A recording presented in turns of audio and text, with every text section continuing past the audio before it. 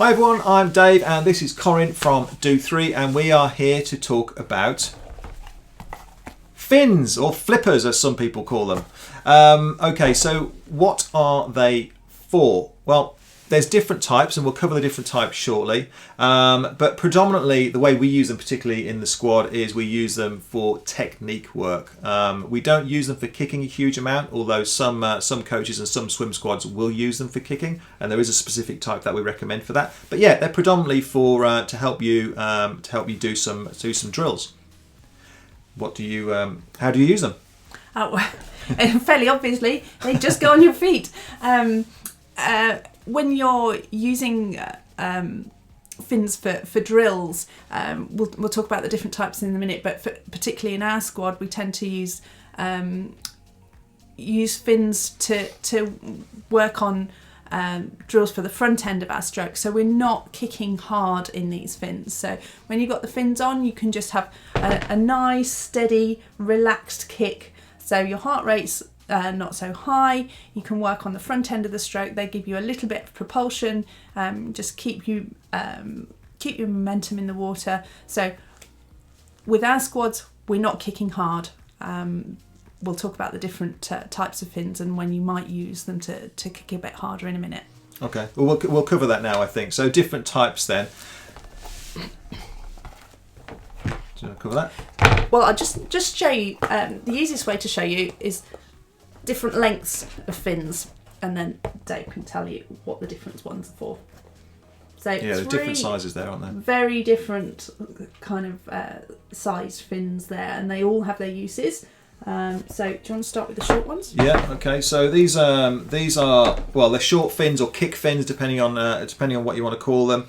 As you can see, they're quite short. They're only kind of 3, 4, 5 inches longer than your foot, as it were, and they're quite rigid. Okay, sometimes they're not very buoyant as well. They can be quite kind of heavy and dense. And the idea of these really is that it kind of allows you to put a little bit of extra pressure, I guess, on your feet when you're kicking. All right, so it's like a mini kind of weight workout at the end of while you're kicking, if that makes sense. So it's a little bit of extra pressure and resistance at the end of your foot there. So quite different to what we use the other fins for. So these are the ones that we tend to use in squad. They're called long floating fins. Obviously, they're not as long as the other ones that we'll show you in a second, but they do float, so they do lift your legs a little bit in the water, and it helps to give you that nice horizontal body position. They're fairly flexible, and as I said before, they just give you a little bit of propulsion with not too much effort, which enables you to focus on the front of your stroke. What are these? These are huge ones.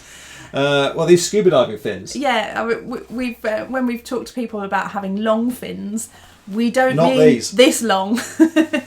Not quite this big. And there's the kind of the deep sea dive, or the kind of the diving, proper diving ones, isn't there? Which is about 8 feet long. Not those. The fins, floating fins. These ones we would not use in any kind of swim squad, and you'll probably find that your local pool will not let you use them unless you're in a specific scuba diving session. You might get quite a lot of propulsion though, I guess. Kick fins, short kick fins, and the long floating fins, but they are drill fins as opposed to scuba fins. Yeah, and how often do you use them? Well, again, we only kind of really use the drill fins, the floating fins in the squad, and we use them purely for drills. So we normally do our drills as part of a warm-up set before going into an endurance set or a speed set or whatever type of session it needs to be. So that we pretty much use them purely for technique. So we don't do any. For example, we wouldn't swim a whole session with these things on. You can get. If you're not used to using them, you can get a little bit of cramp sometimes, so you kind of have to build up the amount of time that you use them. It can happen quite quickly when you first start using them, so don't be surprised if your feet feel a little bit sore, because they can rub a little bit as well, or you get a little bit of cramp quite early on. You will, if you've never swum with them before though, and as long as they fit you nicely, you will fly with them, and you'll love them. Yeah, you do, and you've got to. We've seen people almost swim into the end of the wall because they're not expecting to be going so quick. So just be careful with that. They are super flexible. And I say that because they cover a number of sizes. Okay, so obviously try and make sure that you get if you're around about the right size, you should be okay. But don't try and squeeze into a one that's too small, or similarly get one that's too big, because there's lots of flexibility within these. So try and get the right size fin, and it'll be nice and comfortable for you. All right, so I think that's pretty much it. Is there anything else that we need to cover? No, don't think so. Okay, all right. Well, I hope you found that useful.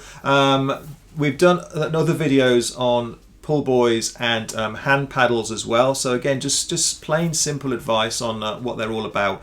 So have a look for those if you haven't already seen them. If you've got any questions or anything, then pop the questions in the comments box down below and we'll get back to you on those. Apart from that, just if you found it useful, just consider clicking the subscribe button, because we are releasing lots of little snippets like this along the way, and hopefully you'll find them useful. But apart from that, we shall see you in the next one.